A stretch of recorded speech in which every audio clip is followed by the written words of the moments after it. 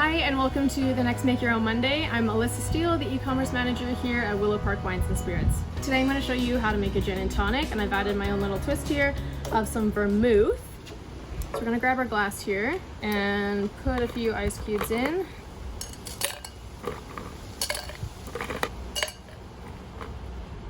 Alright, so we're going to put half an ounce of some fresh squeezed lime juice in here.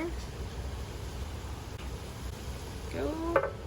And we're using the Yzaguirre dry reserve white vermouth from Spain. It's from one of their oldest vermouth producing houses. They started producing in 1884, which is pretty cool. Also doing half an ounce of that guy in there. And then for the gin here, I've got the Roku gin. So these guys are coming out of Suntory in Japan.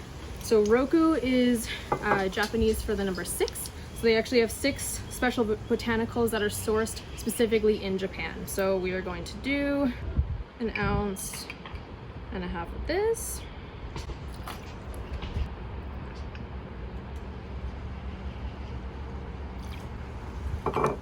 Okay, and then to top it off, we're going to use the Barker & Quin Marula tonic water. So this is coming out of South Africa, and the Marula is actually a native tree fruit to Africa. Kind of a mix between an apricot, some would say, and a pear, which I think is pretty cool, and it smells amazing.